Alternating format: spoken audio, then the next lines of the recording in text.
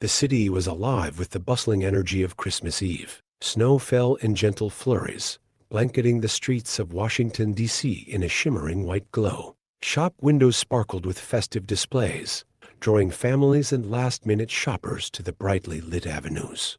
Among them was Gabrielle Harrison, a poised and elegant black woman in her early 40s, draped in a long cashmere coat. She stood before the grand window of DeVoe Jewelers, her eyes fixed on a particular diamond necklace that glimmered like a constellation. This wasn't just any necklace. It was the piece she and her husband had chosen as their anniversary gift. Her husband, Charles Harrison, happened to be the FBI director, though Gabrielle often kept the detail to herself. She cherished her independence and worked hard to maintain her own identity outside of her husband's shadow. As Gabrielle stepped closer to the jewelry store, the festive atmosphere took a sudden turn. Two uniformed police officers approached her, their expressions cold and calculating. One of them, Officer Trent, raised his hand to stop her. "Excuse me, ma'am," he said, his tone sharp. "We need to ask you a few questions." Surprised but composed, Gabrielle responded calmly. "Is something wrong, officer?" Trent's partner, Officer Mitchell, glanced nervously at the affluent store and back at Gabrielle.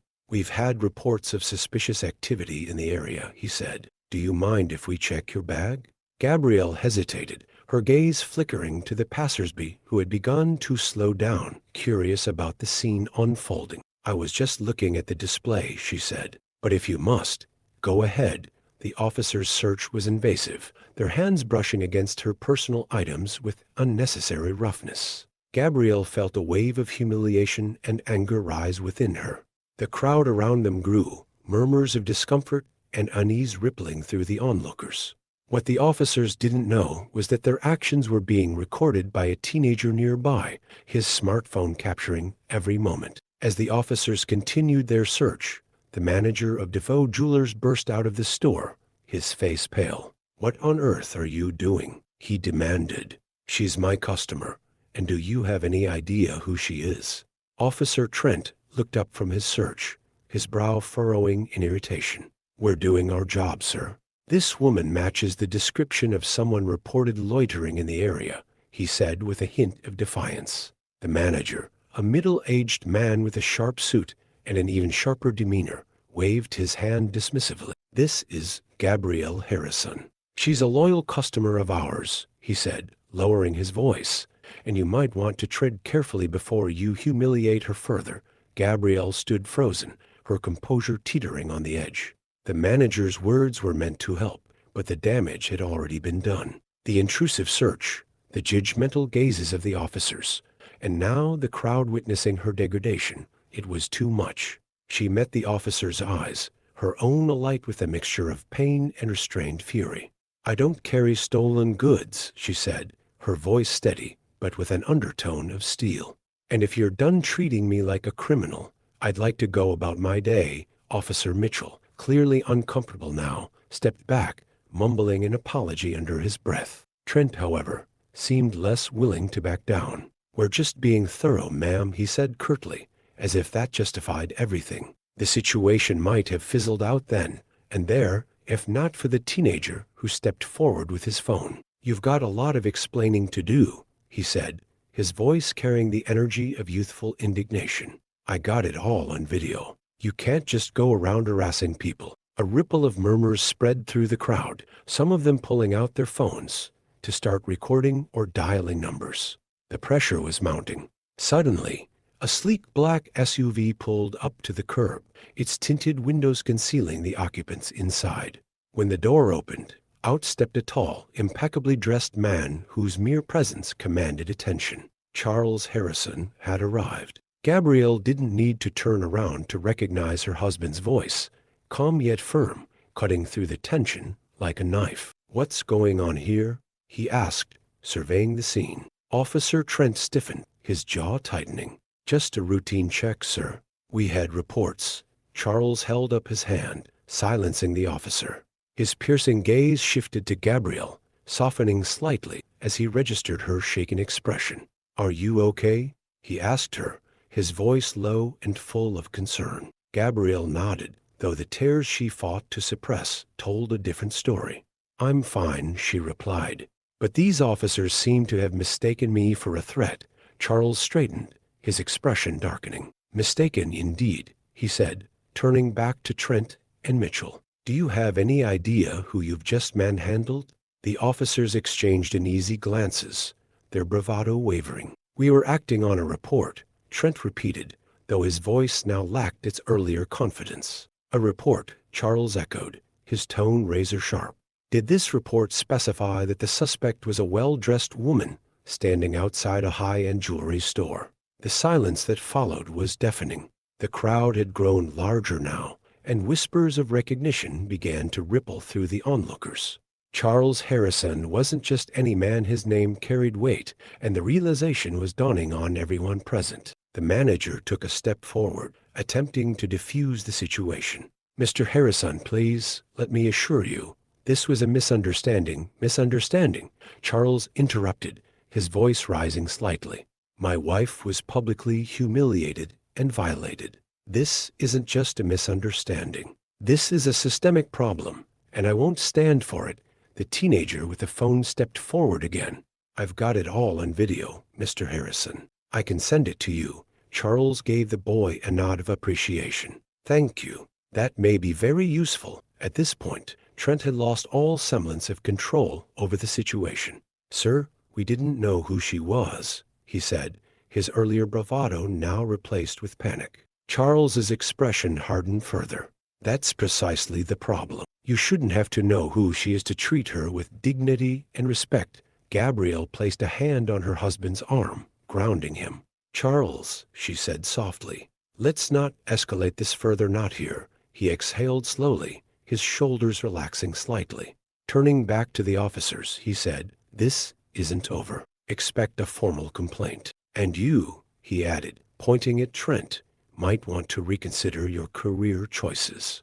As the Harrises turned to leave, the crowd erupted into murmurs, some applauding, others shaking their heads in disbelief. The officers stood rooted to the spot, their faces pale. Inside the SUV, Gabrielle finally allowed herself to breathe. She looked at Charles, her voice breaking. "I don't want this to define our Christmas." He reached for her hand, his grip reassuring. "It won't," he said, "but this will spark a conversation and change."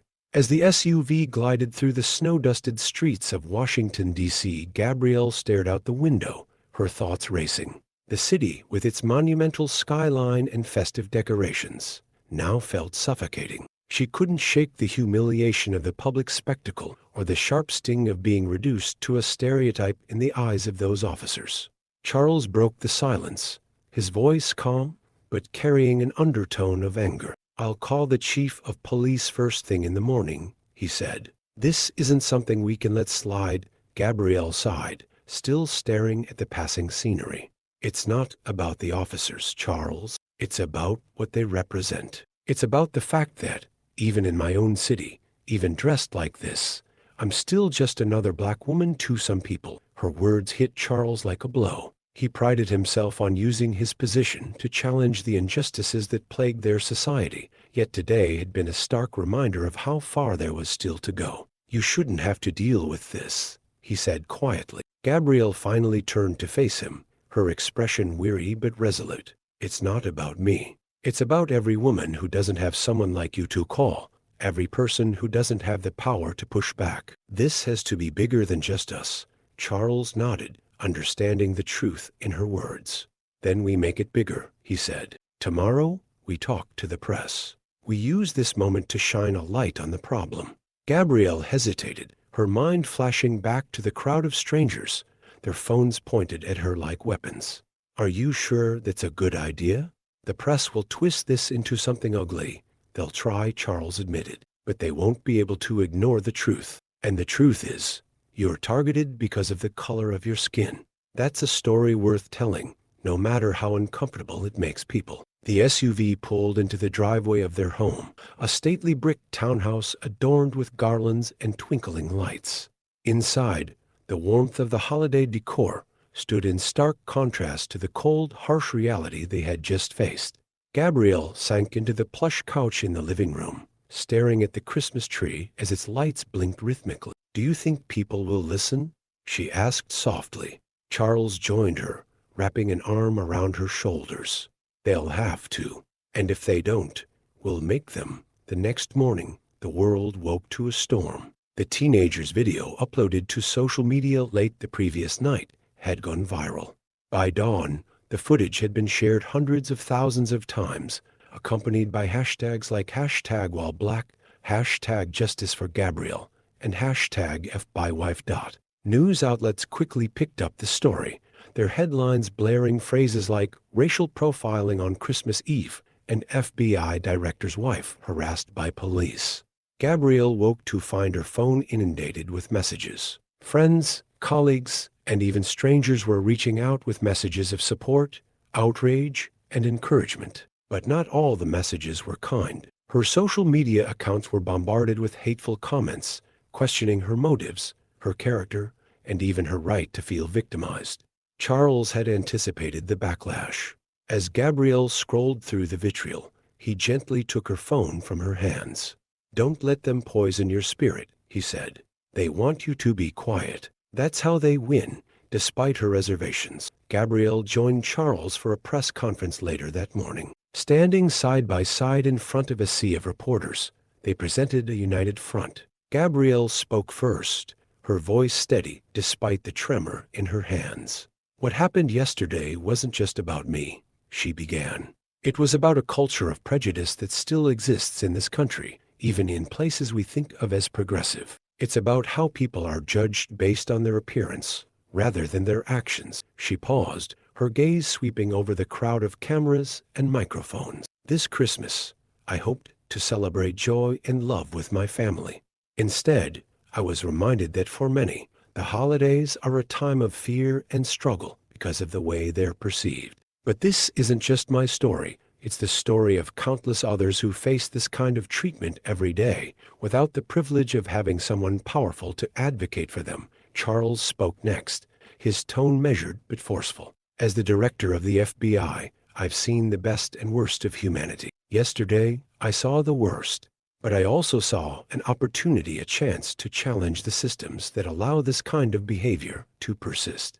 The conference ended with a promise: an internal investigation into the officers involved, a renewed push for police reform, and a commitment to using their platform to amplify the voices of the unheard. As the day wore on, the Harrises received a flood of messages, from high-ranking officials offering apologies to everyday citizens sharing their own stories of discrimination. By evening, Gabrielle felt a sense of hope returning. Their experience, painful as it had been, had sparked a conversation, a ripple that could grow into a wave. Standing together by the Christmas tree that night, Gabrielle and Charles exchanged a quiet smile. "It's not the Christmas I planned," Gabrielle said, her voice tinged with both sadness and resolve. "But maybe it's the Christmas we needed." The days following the press conference were a whirlwind of media attention and public debate. Gabrielle's name became a rallying cry for some and a target for others. Social media platforms buzzed with discussions about systemic racism, law enforcement practices, and the power of privilege. The Harrises found themselves at the center of a national conversation, but they were unprepared for what came next. It began subtly. An email Gabrielle received late one night. The subject line read, "Think twice before speaking out." At first, she assumed it was another piece of hate mail, part of the deluge of vitriol she had come to expect. But as she opened it, her stomach sank. Attached was a series of photos, clearly taken without her knowledge. They showed her walking out of the jewelry store, sitting in her car, even picking up coffee at her favorite cafe. "Charles," she called out, her voice tinged with panic. Her husband came into the room, his face immediately growing serious as he read the email over her shoulder. "This is a threat," he said, his tone calm but with an edge of steel. "And it's not something we can ignore." Gabrielle felt a chill run through her. "Do you think it's related to the press conference?" "It's possible," Charles said, already reaching for his phone. "But this isn't your average internet troll. This person has access to you in real life. They've been following you." By morning, the FBI had launched an investigation. Gabrielle's schedule was adjusted, and plainclothes agents were assigned to monitor her movements discreetly.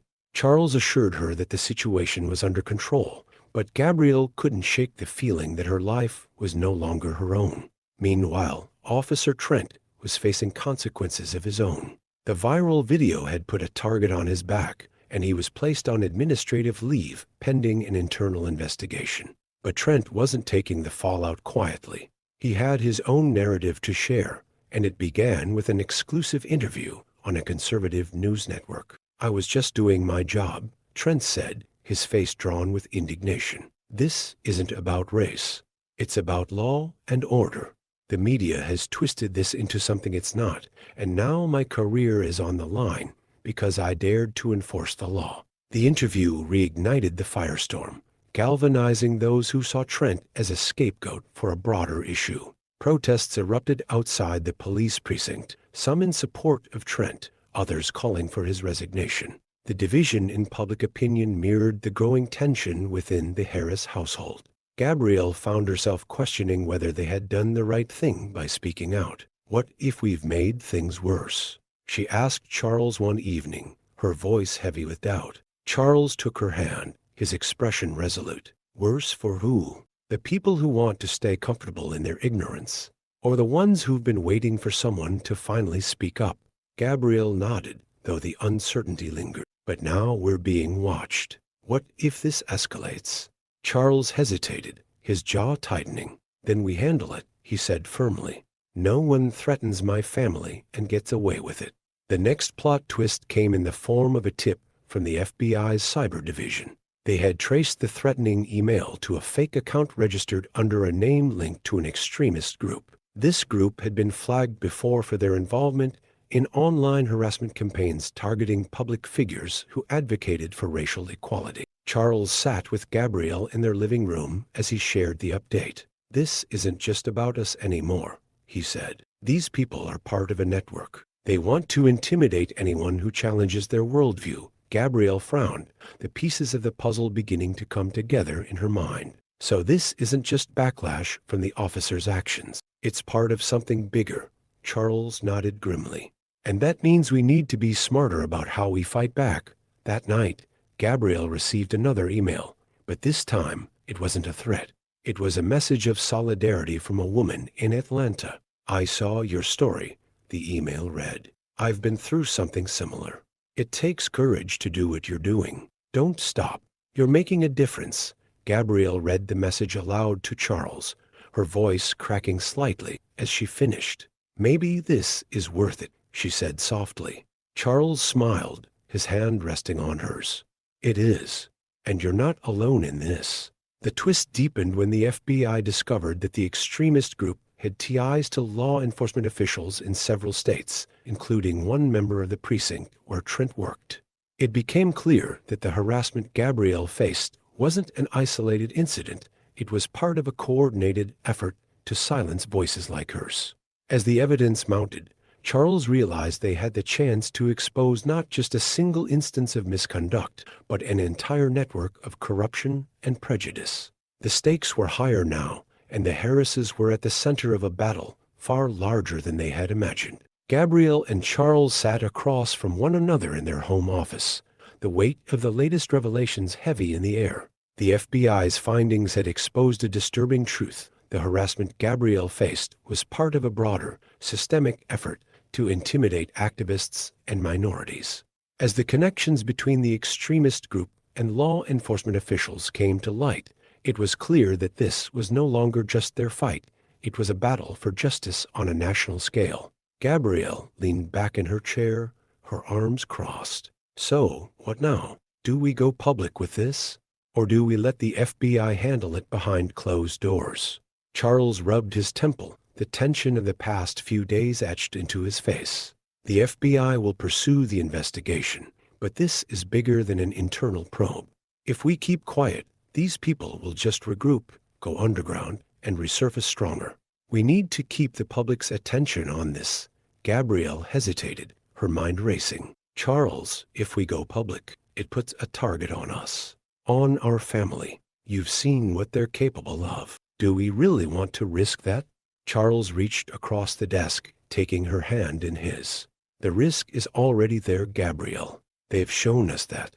But if we stay silent, we let them win. And I refuse to let that happen, not for us, not for the people they've already hurt." The next day, Gabrielle found herself preparing for another press conference, but this one was far more significant. Standing in front of a room packed with reporters, cameras flashing, she felt the weight of every word she was about to say. Charles stood beside her, his presence steady and reassuring. "Over the past week, my family and I have experienced firsthand the kind of prejudice and intimidation that far too many people face every day," Gabrielle began, her voice clear and unwavering. "But what we've learned since then is even more troubling. This isn't just about one incident, one mistake, or one police officer. It's about a network of people working together to silence those who dare to speak out against injustice." The room fell silent as she outlined the FBI's findings, revealing the connections between the extremist group and law enforcement officials. She spoke of the threats she had received, the surveillance she had endured, and the larger implications for communities across the country. "This is not just my story," Gabrielle continued. "It's the story of countless others who've been targeted, silenced, and marginalized. And it's time for it to end." The fallout from the press conference was immediate. News outlets ran with the story, dissecting every detail of the FBI's investigation. The public response was overwhelming, with protests erupting in cities nationwide. Activists rallied behind Gabrielle, while critics doubled down on their attempts to discredit her. Gabrielle found herself caught in the crossfire. Supporters flooded her with messages of gratitude and encouragement, but the hate mail intensified. Her phone buzzed constantly with calls and texts from strangers, some offering solidarity, others spewing threats. Despite the chaos, Gabrielle remained resolute. She began working with advocacy groups, attending town hall meetings, and speaking at rallies to amplify the message of systemic reform. Charles, meanwhile, used his position to push for changes within the FBI, calling for stricter oversight of law enforcement agencies and increased accountability measures. One evening, as Gabrielle returned home from a meeting, she found a package waiting on her doorstep. It was wrapped in plain brown paper with no return address. Alarmed, she called Charles, who instructed her not to touch it. A team of agents arrived within minutes, carefully examining the package. Inside, they found a chilling message, a crude drawing of Gabrielle's face, crossed out with a red X, and the words, "Keep quiet," scrawled underneath. Gabrielle's hands trembled as she looked at the image, but her resolve only hardened. "They're desperate," she said to Charles. "They know they're being exposed, and they're trying to scare us into backing down." Charles nodded, his jaw tight. "And they've just given us more evidence to use against them." As the investigation deepened, cracks began to form within the extremist network. Some members, facing mounting pressure, agreed to cooperate with authorities in exchange for leniency. Their testimonies revealed a sprawling operation that extended far beyond Gabrielle's case, involving dozens of incidents of harassment, sabotage, and targeted violence. The revelations sent shockwaves through the nation, sparking renewed calls for systemic change. Politicians, community leaders, and activists united to demand action, pushing for reforms in law enforcement practices and greater protections for marginalized communities.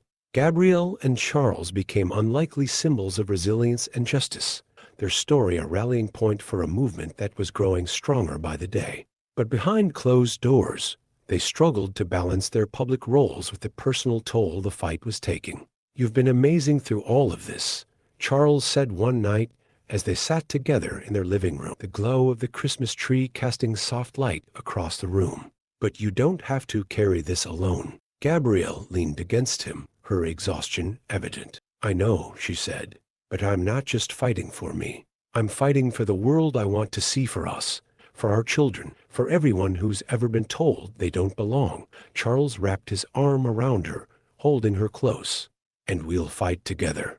No matter what, the Harrises were preparing for the storm ahead, fully aware that the battle was far from over. But for the first time, they felt a glimmer of hope, not just for themselves, but for the change they were helping to ignite. The Harrises' fight for justice had gained national momentum, but the cracks in their personal lives were beginning to show. The strain of public scrutiny, the relentless threats, and the sheer weight of the movement they were now leading took a toll on their marriage. Gabrielle, while passionately committed to the cause, found herself growing increasingly isolated. The advocacy work she had thrown herself into required endless travel, late nights, and constant vigilance. Meanwhile, Charles was tied up in the logistics of the FBI's internal reforms, juggling his professional responsibilities with the personal mission he and Gabrielle had embarked on. One cold January evening, Gabrielle returned home from yet another town hall meeting. Her steps were slow, her shoulders heavy with exhaustion. She was surprised to find Charles still awake, sitting at the dining table with a stack of papers spread before him. "You're up late," she said, her voice tinged with weariness. He looked up, his expression conflicted.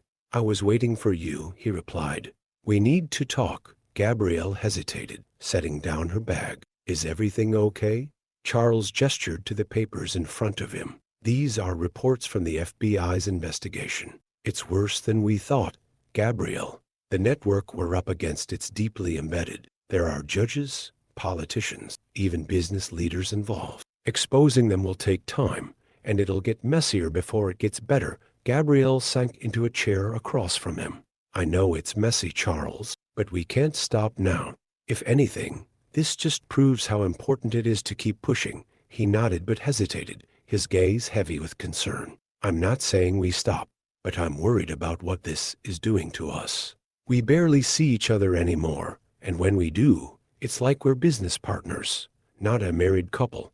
His words stung, but Gabrielle couldn't deny their truth. "I didn't choose this fight," she said quietly. "It chose me. And if we don't see it through, who will?" Charles reached for her hand. "I'm with you, Gabrielle. Always.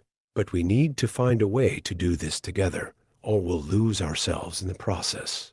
As they worked to bridge the gap in their relationship, another subplot began to unfold. The teenager who had recorded the viral video, 16-year-old Malik Bryant, had become an unexpected ally in the Harrises' mission. Malik had started a social media campaign called #VoicesUnheard, encouraging others to share their experiences of racial profiling and discrimination. Gabrielle reached out to Malik after seeing the impact of his campaign. They met at a local community center, where Gabrielle quickly realized that Malik's story was as powerful as the video he'd captured. "My mom used to tell me to keep my head down and stay out of trouble," Malik said during their meeting. "But how do you stay out of trouble when people think you're trouble just because of how you look?" Gabrielle was struck by his passion and determination. "You have a gift, Malik," she told him. "Your voice is powerful. People are listening to you, and that's something no one can take away."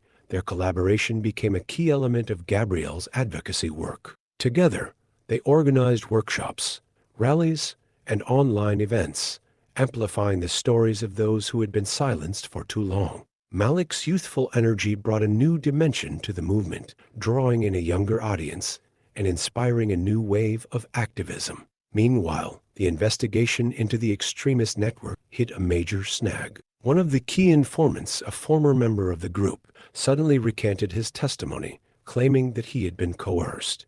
The media seized on the development, and critics used it as ammunition to discredit the Harrises and the FBI's efforts. Charles was livid when he received the news. "This isn't a coincidence," he told Gabrielle. "Someone got to him. They're trying to derail the investigation." Gabrielle clenched her fists, anger simmering beneath her calm exterior. "Then we find another way to expose them," she said. "If they think this will stop us, they're wrong." Amidst the escalating tension, another unexpected challenge emerged. A reporter from a prominent news outlet reached out to Gabrielle, claiming to have uncovered information about her past that could complicate the narrative surrounding her advocacy. When Gabrielle met with the reporter, she was blindsided by the accusation. The reporter presented documents alleging that Gabrielle had once been involved in a legal dispute with a nonprofit organization she had worked with years ago. "That's not the whole story," Gabrielle said firmly. "That dispute was resolved, and it had nothing to do with my integrity." The reporter shrugged. Resolved or not, it's a story that people will latch onto. You've become a symbol, Mrs. Harrison, and that makes you a target. Gabrielle felt the weight of the reporter's words. She knew that the story, true or not, could damage her credibility and shift the focus away from the movement she was fighting for. As the various subplots unfolded, the Harrises found themselves juggling a delicate balance, maintaining their personal lives, navigating the complexities of the investigation, and staying ahead of the smear campaigns designed to undermine their work. But amidst the chaos, there was also progress. The movement was growing, and more people were joining the fight for justice. Gabrielle and Charles knew the road ahead would be long and fraught with challenges, but they were determined to see it through together. The pressures of the movement, the investigation, and the attacks on their personal lives weighed heavily on Gabrielle and Charles. The once unshakable foundation of their marriage now trembled under the weight of everything they were fighting for. Yet, amidst the chaos, their bond was also evolving, shaped by the intensity of their shared mission. One evening, after another long day of meetings and strategizing, Gabrielle returned home to find Charles sitting alone in the living room, the soft glow of the fireplace illuminating his pensive expression. A glass of untouched whiskey sat on the table before him. "What's on your mind?" Gabrielle asked, slipping out of her coat and joining him on the couch. Charles let out a long sigh. "Do you ever feel like we've bitten off more than we can chew?" he asked, his voice tinged with exhaustion. Gabrielle studied his face, seeing the lines of fatigue etched deeper than before. "Every day," she admitted. "But what's the alternative? Walking away? Pretending this isn't happening?" He shook his head. "No, I'd never walk away. But sometimes I wonder if we're the right ones to lead this fight. We've both made sacrifices, but it feels like no matter how hard we push, the system pushes back harder." Gabrielle reached for his hand, intertwining her fingers with his. "We're not alone in this, Charles. Look at Malik, at the people who've come forward because of the work we're doing. We're making a difference, even if it doesn't always feel that way." Charles nodded, though his doubts lingered. "It's not just the fight that's wearing me down.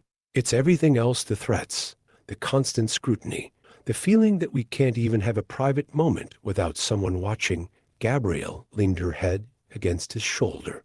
"I know it's hard," she said softly, "but if we let fear control us, they win. And I refuse to give them that power." The emotional strain extended beyond their marriage. Gabrielle's partnership with Malik began to show cracks as their approaches to advocacy diverged. While Gabrielle favored a measured, strategic approach, Malik's youth and passion sometimes led him to take risks that she found reckless. Their clash came to a head during a rally they co-organized. Malik, emboldened by the crowd's energy, veered off the agreed-upon script, calling out specific officials by name and accusing them of complicity in systemic racism.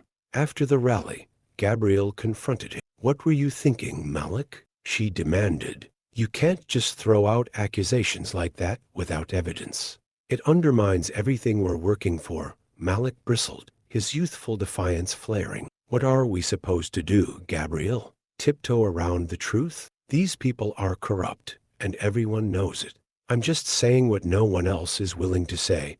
Gabrielle's voice softened, though her frustration remained. "I admire your courage, Malik. I really do. But we have to be careful. If we lose credibility, we lose everything." Malik crossed his arms, his jaw set. "Maybe it's easy for you to say that because you have credibility. You're the wife of the FBI director. But for people like me, the only way to be heard is to shout." Gabrielle felt the sting of his words, but didn't let it show. "This isn't about me or you. It's about the cause. And if we don't work together, we're only making it easier for them to tear us apart." Meanwhile, Charles faced his own emotional dilemmas within the FBI. Some of his closest colleagues were beginning to distance themselves, wary of the spotlight the investigation had brought to the Bureau. Others outright questioned his decisions, accusing him of prioritizing his wife's personal grievances over the Bureau's reputation. One particularly heated exchange occurred during a meeting with senior officials. Deputy Director Allen, a man Charles had once considered a trusted ally, spoke bluntly. With all due respect, Director Harrison, Allen said, his tone sharp, your involvement in this case is starting to look like a conflict of interest. People are questioning whether your personal connection is clouding your judgment. Charles's temper flared, but he kept his response measured. Let me make one thing clear, he said, his voice steady but firm. This isn't about my wife. This is about dismantling a network of corruption that poses a threat to the very principles this agency was founded on. If that makes some people uncomfortable, so be it. Allen pressed further. But at what cost? Morale is low, and the media is painting us as the enemy. If this investigation backfires, it could damage the Bureau's credibility permanently. Charles leaned forward, locking eyes with Allen. The Bureau's credibility doesn't come from avoiding hard truths. It comes from doing what's right, even when it's difficult. If anyone here doesn't understand that, they're in the wrong job. The room fell silent, the tension palpable.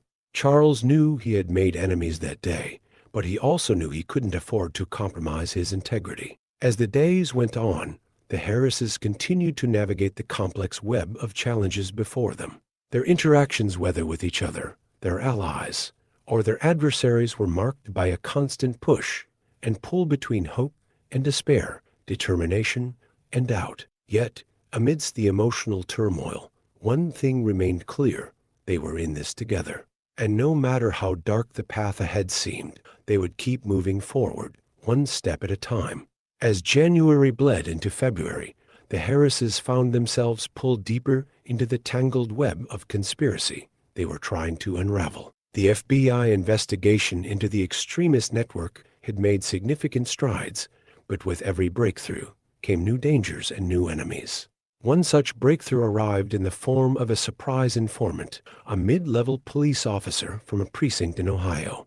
Officer Ramon Vega, disillusioned and seeking immunity, approached the FBI with damning information about the network's operations. Vega claimed to have evidence linking the group not just to rogue officers, but to politicians and corporate executives who provided financial backing. This goes all the way to the top, Vega said during his first debriefing. They're not just about intimidation, they're about control. They fund campaigns, rig investigations, and bury the truth. For Charles, Vega's testimony was a gold mine, but it also came with risks. If Vega's telling the truth, he told Gabrielle one night, this isn't just a criminal network, it's a shadow organization operating at the highest levels of power. Taking them down could take years. Gabrielle nodded thoughtfully. Then we need to act carefully. If we expose too much too soon, they'll shut everything down and disappear. But if we wait too long, they'll find a way to silence us. Charles looked at her, admiration flickering in his tired eyes. You always see the angles I miss, he said. You should have been a strategist. Gabrielle smiled faintly, though her heart felt heavy. We're strategizing for our lives now, Charles. That's the only reason I've gotten so good at it.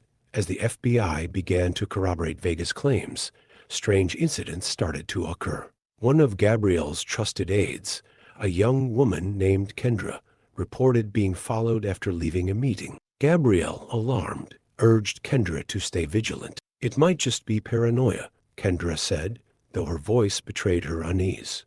It's not paranoia if it's real, Gabrielle replied. You've seen what they're capable of. Don't take any chances. A few days later, Kendra's car was vandalized. The words traitor were spray painted across the hood in bright red letters. Gabrielle felt a chill run through her.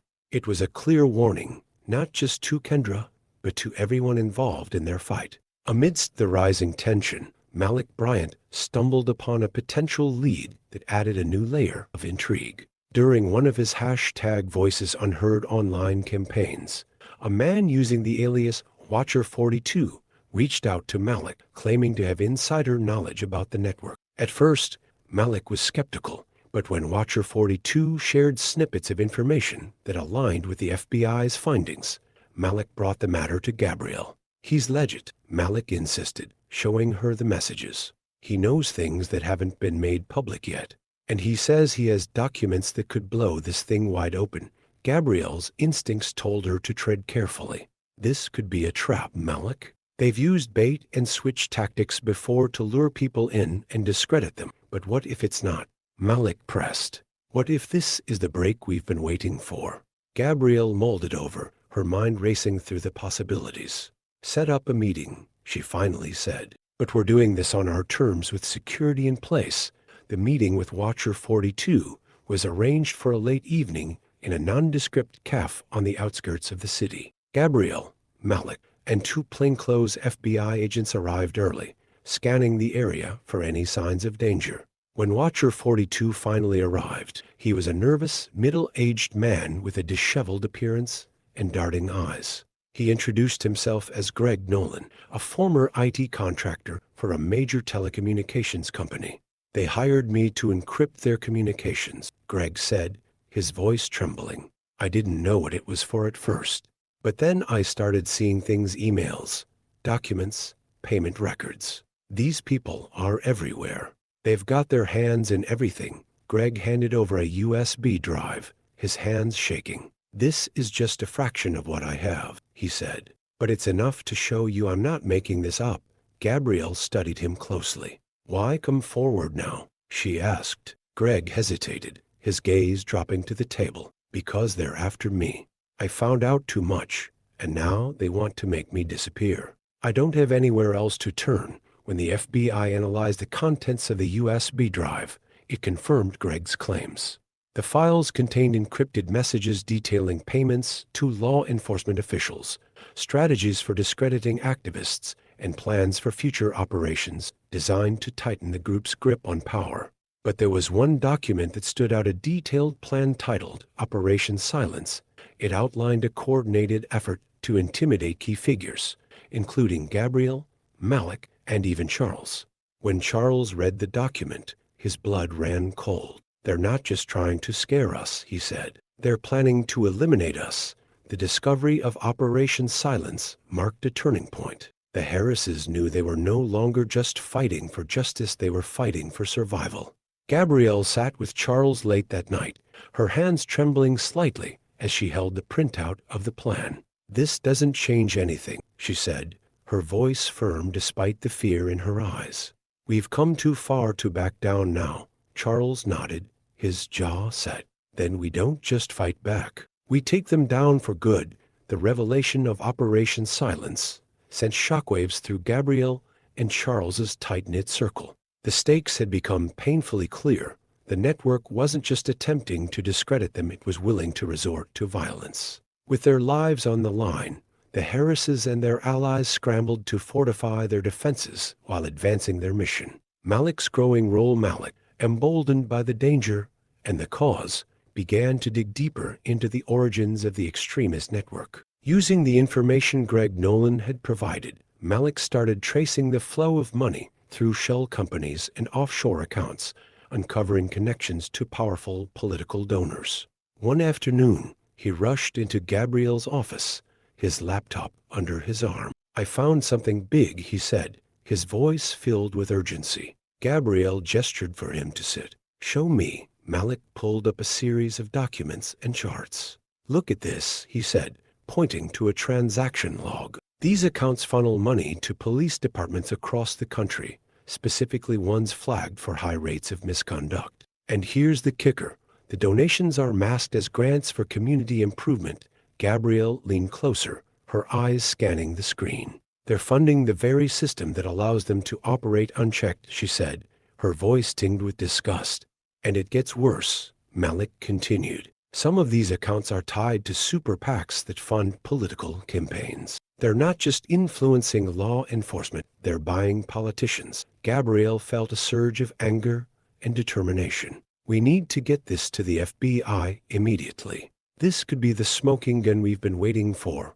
Meanwhile, Greg Nolan, the whistleblower, had become an unlikely ally. Once a cog in the network's machinery, he now worked closely with the FBI to decode additional encrypted files he had smuggled out. During one of their sessions, Gabrielle stopped by to check on him.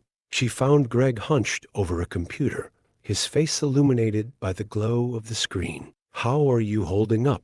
She asked gently. Greg glanced up, his eyes weary but resolute. Honestly, It feels good to be doing something right for once.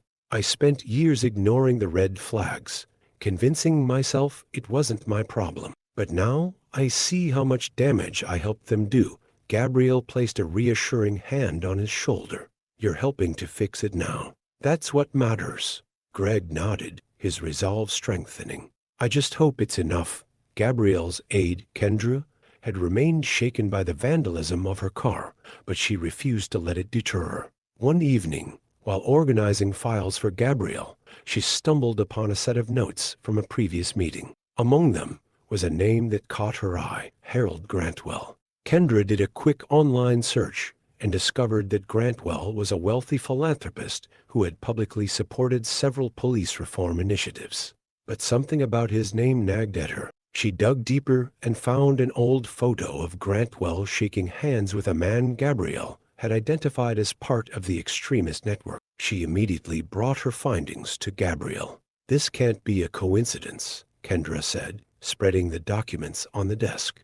Grantwell's public image is spotless, but he's clearly connected to them. Gabrielle frowned, her mind racing. If he's as influential as he seems, exposing him could blow this wide open or backfire spectacularly. We need to be careful, Kendra agreed. But we also can't ignore this. As the investigation expanded, Charles faced mounting resistance within the FBI. Some agents resented the resources being poured into the case, while others feared the fallout of implicating high-ranking officials and corporate donors. During a tense meeting with his leadership team, Charles laid out the latest findings. The connections we've uncovered go beyond anything we anticipated, he said. This isn't just a law enforcement issue, it's a national security threat. Deputy Director Allen, ever the skeptic, leaned back in his chair. You're asking us to go after some of the most powerful people in the country. If this goes wrong, it could cripple the Bureau's credibility. Charles's patience wore thin. And if we don't, it'll cripple our integrity. The FBI was founded to uphold justice, not protect the powerful. The room fell silent, the weight of his words hanging heavy in the air. Amidst the internal struggles, the public's engagement with the movement reached a fever pitch. Gabrielle and Malik's efforts had sparked a wave of grassroots activism, with communities organizing marches, petitions, and fundraisers. One particularly powerful moment came during a town hall meeting where survivors of police misconduct shared their stories. Gabrielle sat in the audience, moved to tears as a mother spoke about her son, who had been wrongfully imprisoned for years. These are the voices we're fighting for, Gabrielle told Charles afterward. If we don't see this through, we're letting them down. Late one night, Gabrielle received an anonymous email with the subject line, "Beware your allies." The message contained no text, only a series of photos showing Harold Grantwell meeting with several prominent reform advocates. Gabrielle's heart sank. Was Grantwell playing both sides, or was someone trying to sow distrust within the movement? She brought the photos to Charles, who studied them carefully. If this is true, it complicates everything, he said. But if it's a setup, it means they're trying to divide us. Either way, we need to find out the truth. The connections between characters grew tighter as their shared mission brought both unity and tension. As Gabrielle, Charles, and their allies pushed forward, the lines between friend and foe blurred, and the stakes became higher than ever. The fragile alliances and mounting tension in Gabrielle and Charles's fight against the extremist network reached a breaking point. As new evidence surfaced and trust wavered, the network began pushing back harder, escalating their tactics in a desperate bid to maintain control. Gabrielle had spent weeks carefully preparing for a live panel discussion with key reform advocates and public officials. The event, broadcast on national television, was meant to highlight the systemic issues uncovered by the investigation and rally support for sweeping reforms. Among the panelists was Harold Grantwell. The philanthropist Kendra had flagged as a potential double agent. Gabrielle had debated excluding him, but ultimately decided that his public influence made him too valuable to sideline, at least until they uncovered the full truth. The discussion began smoothly, with panelists sharing their insights on systemic injustice. But when Gabrielle began to discuss the extremist network's tactics, Grantwell interrupted her.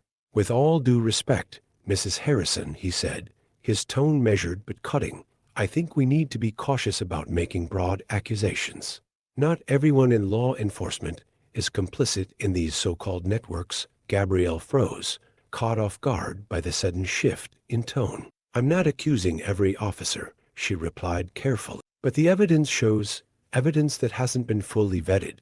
Grantwell interrupted again. We have to be careful not to undermine trust in our institutions with unsubstantiated claims. The atmosphere in the room changed instantly.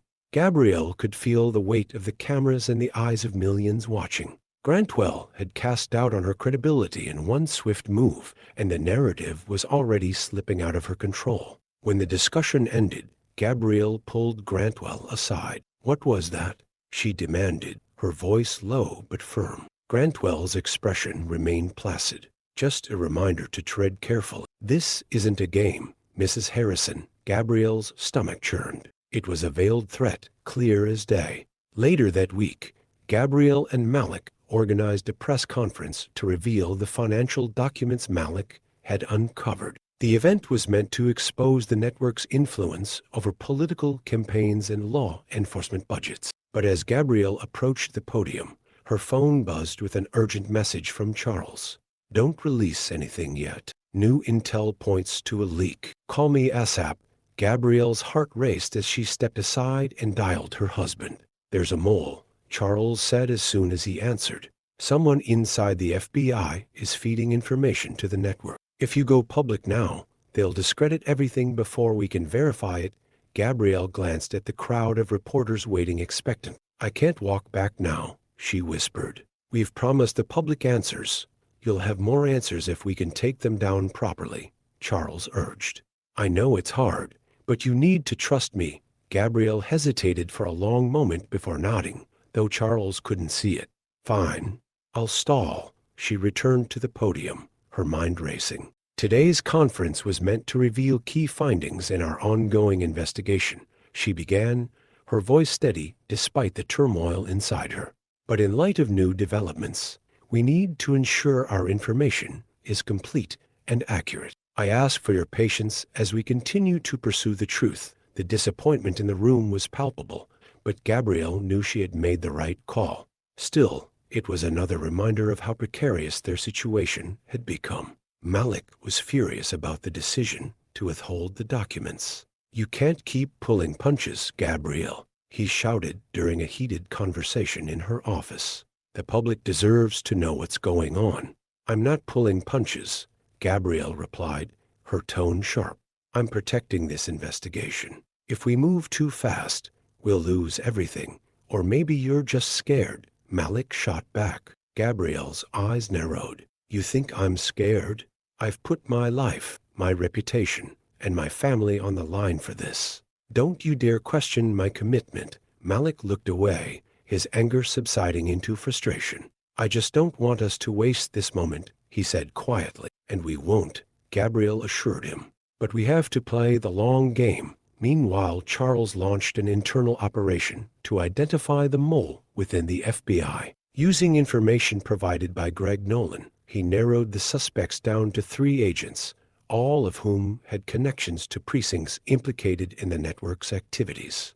The breakthrough came when surveillance footage showed one of the agents, Special Agent Carl Dupree, meeting with a known associate of the network in a parking garage. Charles confronted Dupree in his office. I know what you've been doing, Charles said, his voice calm but icy. Dupree feigned ignorance. I don't know what you're talking about. Charles tossed a folder onto the desk, spilling photos and documents. This says otherwise.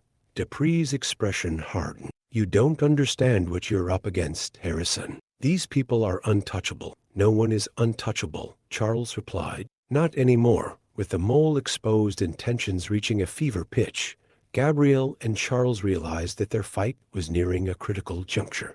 The network was desperate, their actions growing more reckless and dangerous. As Gabrielle prepared for another rally, Charles approached her. We're running out of time, he said. We need to make our move before they do. Gabrielle nodded, her resolve stronger than ever. Then let's finish this. The Harrises knew they were at a tipping point. With the mole exposed, The network's desperation was evident, and their retaliation was becoming more overt. The pressure mounted as Gabrielle and Charles faced tough decisions, whether to risk everything for an immediate strike or continue gathering evidence to ensure a lasting victory. Following Special Agent Carl Dupree's exposure as the mole, Charles and his team acted quickly to contain the breach. Dupree, now in custody, provided valuable insights into the network's inner working. But his information came with a grim warning. They're planning something big, Dupree admitted during his interrogation. Something public. They want to make an example out of you too. The intelligence pointed to a potential attack at Gabrielle's upcoming rally, a major event designed to bring activists, community leaders, and supporters together in a show of unity. Charles was torn between allowing the rally to proceed and canceling it to mitigate the risk. We can't cancel, Gabrielle said firmly during a late-night conversation. If we back down now, they win. This rally is a symbol of everything we're fighting for, and what if it turns into a massacre? Charles countered, his voice tight with worry. Gabrielle reached for his hand. Then we make sure it doesn't. The FBI can handle security, and I'll have our own team on the ground. But canceling isn't an option, Charles reluctantly agreed, though the decision left him uneasy. While the Harrises coordinated their efforts, Malik grew increasingly frustrated with the careful, deliberate pace of the investigation. Fueled by a desire to take immediate action, he secretly contacted Greg Nolan, hoping to uncover additional evidence that could be leaked to the press ahead of the rally.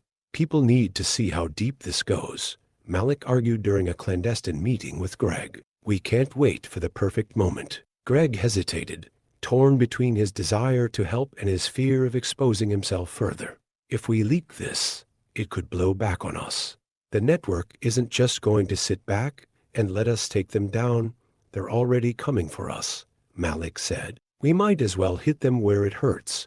Greg eventually relented, providing Malik with a trove of encrypted documents he hadn't yet shared with the FBI. Malik, emboldened by the new information, began preparing his own plan, a move that would soon have unintended consequences. The day of the rally arrived, and tensions were high. The venue, a large public park in Washington, D.C., was buzzing with energy as thousands gathered to hear Gabrielle and other leaders speak. Behind the scenes, the Harrises had left nothing to chance. The FBI deployed plainclothes agents throughout the crowd, and private security teams conducted thorough checks at every entrance. Despite the precautions, Gabrielle couldn't shake the sense that something was about to go wrong. As she took the stage, a wave of applause greeted her, the crowd's enthusiasm temporarily soothing her nerves. She began her speech with a message of hope and unity, drawing on the stories of resilience she had encountered throughout the movement. But as she spoke, Charles, stationed near the command center, received a chilling message through his earpiece. Director Harrison, we've got a situation. Surveillance picked up a potential threat near the west entrance. Charles immediately alerted his team, his heart pounding. Lock it down. No one gets in or out without clearance. Unbeknownst to Gabrielle and Charles, Malik had arrived at the rally with the encrypted documents Greg had given him. He planned to address the crowd after Gabrielle, using the platform to expose the network's corruption in real time. As Gabrielle concluded her speech and stepped off the stage, Malik approached her, his excitement barely contained. I need to get up there, he said. I've got something that'll blow this whole thing wide open. Gabrielle frowned, sensing his urgency. Malik, what are you talking about? This isn't the time for surprises. It's now or never, Malik insisted. Trust me. Before Gabrielle could respond, a commotion erupted near the west entrance. Shouts and screams pierced the air as a group of masked individuals pushed through the crowd, armed with smoke canisters and banners bearing inflammatory slogans. The masked group's sudden appearance threw the rally into chaos. Smoke billowed through the air, causing panic as attendees scrambled for safety. Gabrielle, caught in the fray, refused to leave the stage area. Get the crowd to safety, she shouted to the security team. Charles, watching the scene unfold from the command center, barked orders into his radio. Neutralize the threat and secure Gabrielle. Malik, determined to salvage the moment, grabbed a microphone from the stage. "Don't let them scare us," he yelled, his voice cutting through the chaos. "This is what they want to divide us, to silence us. But we're stronger than their hate." His words galvanized the crowd, and some began to regroup, chanting messages of unity and defiance. FBI agents quickly apprehended several of the masked individuals, uncovering weapons and evidence linking them directly to the extremist network. The rally's chaos, though terrifying, became a powerful symbol of the movement's resilience. As the dust settled, Gabrielle and Malik stood side by side, addressing the shaken but determined crowd. "They tried to silence us," Gabrielle said, her voice steady despite the lingering tension. "But we will not be silenced.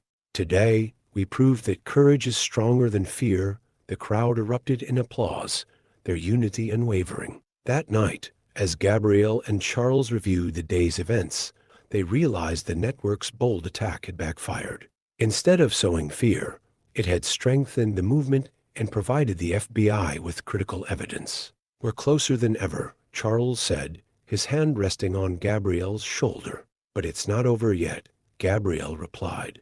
"The hardest part is still to come." The rally's chaotic ending marked a turning point in the Harrises' fight against the extremist network. With critical evidence and a galvanized movement behind them, Gabrielle and Charles knew the moment to strike had arrived. But the network, now desperate, wasn't retreating quietly. The FBI's analysis of the documents retrieved at the rally revealed the location of a clandestine meeting. The network's leadership planned to regroup at an upscale country club just outside Washington, D.C., under the guise of a charity gala. It was the perfect opportunity for the FBI to make a decisive move. "We have a small window to act," Charles explained during a late-night strategy session with his team. "If we wait too long, they'll scatter and go underground. We take them now, or we risk losing everything." Gabrielle, sitting beside him, voiced her concern. "What's the plan for the fallout? This isn't just about arrests. This needs to dismantle the entire operation, including their political and financial backers." Charles nodded. "The arrests will be public. The press will be there.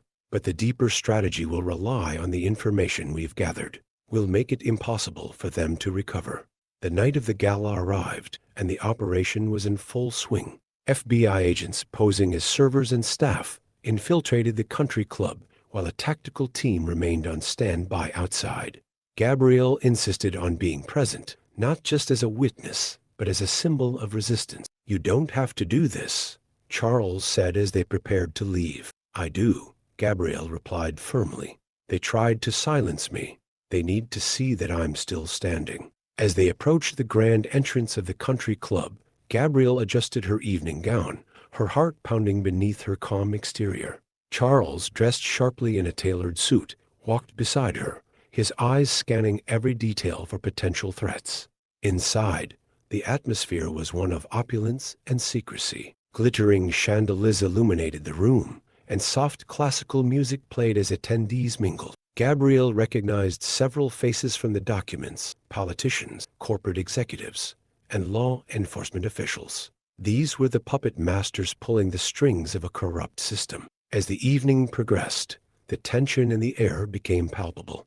Gabrielle and Charles moved discreetly through the crowd, their presence drawing curious glances. Charles's earpiece buzzed with updates from the FBI team. "Targets are in place," one agent reported.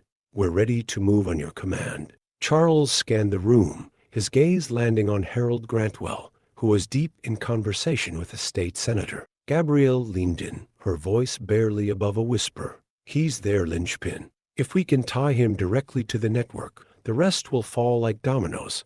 Charles gave the signal, and within moments, the gala erupted into chaos. Agents moved in, announcing their presence and instructing attendees to remain calm. Some of the guests attempted to flee, but the exits were swiftly secured. Grantwell, realizing the walls were closing in, turned to Gabrielle with a sneer. "You think this changes anything?" he hissed. "People like me don't go down that easily." Gabrielle met his gaze, her voice steady. "No, but they go down eventually."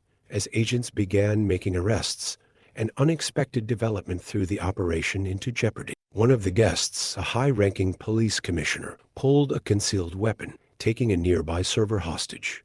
The room froze as the commissioner shouted, "You think you can bring us down? We built this system. Without us, your world falls apart." Charles immediately stepped forward, his hands raised. "Let her go," he said calmly. "This won't end the way you think it will." The commissioner's eyes darted nervously, realizing his position was untenable.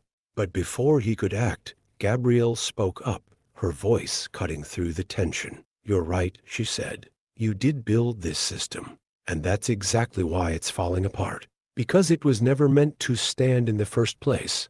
Her words seemed to unsettle him, and in that brief moment, an FBI agent moved in, disarming and apprehending him.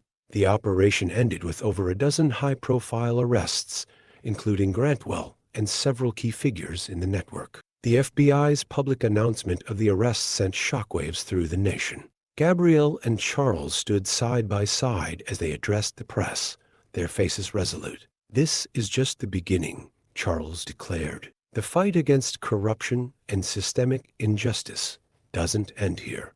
But tonight, we've taken an important step toward accountability," Gabrielle added. "This isn't just about the people who were arrested. It's about the systems they represent. And it's about the power of ordinary people who refuse to stay silent." The rallying cries of the movement grew louder in the days that followed. Malik's online campaigns gained even more traction, and communities across the country began organizing to demand further reforms.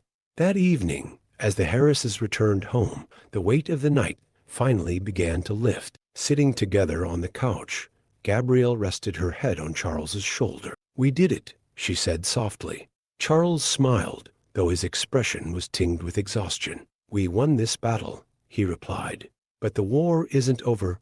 Gabrielle nodded, her resolve unwavering. "No, but we'll keep fighting." Together, the glow of their Christmas tree, still standing in the corner of the room, reminded them of how far they had come since that fateful day in front of the jewelry store. Their journey had been harrowing, but it had also been transformative, forging a deeper bond between them and igniting a movement that could not be ignored.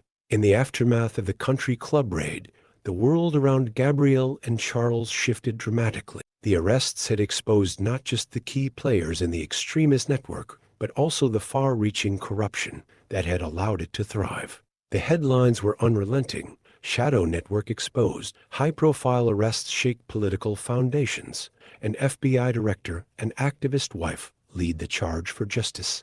Gabrielle and Charles found themselves at the center of a national reckoning. Their lives had become a symbol of resilience and courage, but the battle they had waged came with costs that lingered. Malik Bryant's #VoicesUnheard campaign exploded in popularity, transforming from an online platform into a nationwide movement. He partnered with community leaders to create spaces for dialogue and action, helping to amplify the voices of those who had long been ignored. During a celebratory event, Malik approached Gabrielle with a mix of pride and gratitude. "I wouldn't have made it this far without you," he said, his voice earnest. Gabrielle smiled, her heart swelling with pride. "No, Malik, you found your voice on your own. All I did was remind you that it was worth using." Malik grinned. "Well, I'm not stopping any time soon." "Good," Gabrielle replied. "Because the world needs more people like you." While the arrests and subsequent convictions were a major victory, they came at a personal cost. Gabrielle and Charles had sacrificed their privacy, their peace, and much of their personal lives to lead the fight. One quiet evening, as they sat in their living room, Gabrielle reflected on the journey. "Do you ever wonder what life would have been like if we hadn't gotten involved?" she asked. Charles considered her question carefully. "Sometimes," he admitted.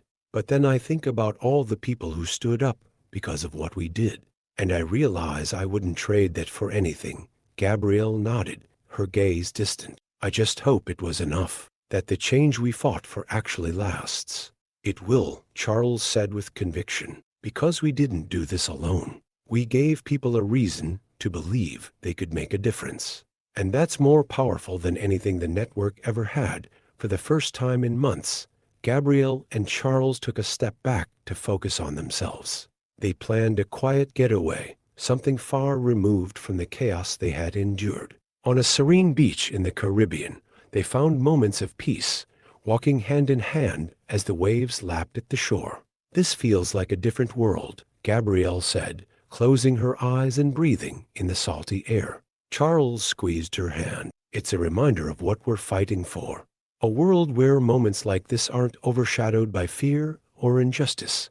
Their bond, tested and strengthened by their struggles, felt unbreakable. They had endured more than they thought possible and emerged on the other side, not just as partners, but as equals in their shared mission." Returning from their retreat, Gabrielle and Charles found their work far from over. While the network had been dismantled, systemic reform was still an uphill battle. They channeled their energy into creating lasting change, advocating for legislation that would increase accountability in law enforcement and dismantle the structures that allowed corruption to thrive. Gabrielle also published a memoir, Unbroken, a journey from silence to justice, detailing her experiences and the lessons she had learned. The book became a bestseller, inspiring readers across the country to take a stand in their own communities.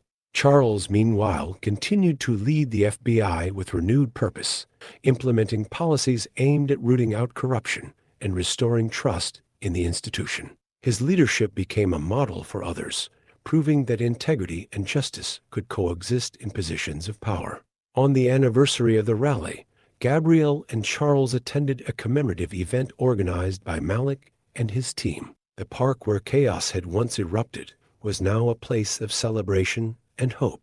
Families, activists, and community leaders gathered to honor the progress that had been made and to recommit to the work that remained. As Gabrielle took the stage, the crowd fell silent, their eyes filled with admiration and gratitude. "When I stood here a year ago, I was scared," she began. "Scared of what might happen, of what we were up against. But I was also hopeful that courage could overcome fear, that unity could overcome division, and that justice could overcome injustice." She paused, her voice steady but emotional.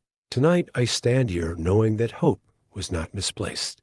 We have seen what is possible when people come together, when they refuse to accept the world as it is and fight for the world as it should be." The crowd erupted in applause, their cheers a testament to the impact of her words. That night, back at home, Gabrielle and Charles sat by their fireplace, the glow of the flames casting soft light across the room. "This isn't the ending I imagined," Gabrielle said, a small smile playing on her lips. "But it's a good one," Charles chuckled, wrapping his arm around her. "It's not an ending. It's just the next chapter." They sat in comfortable silence, the weight of their journey giving way to a quiet sense of accomplishment. Together, they had faced impossible odds, endured unimaginable challenges, and emerged stronger. Their story had become a catalyst for change, a reminder that even in the darkest times, hope and determination could light the way forward. As the credits roll on this chapter of their lives, Gabrielle and Charles's story reminds us all of the power of courage and unity. What can you do to make a difference? Share your story. Stand up for justice. Support the causes that matter to you. Don't forget to like, comment, and subscribe to our channel for more stories of resilience and hope. And remember, the fight for justice begins with each of us.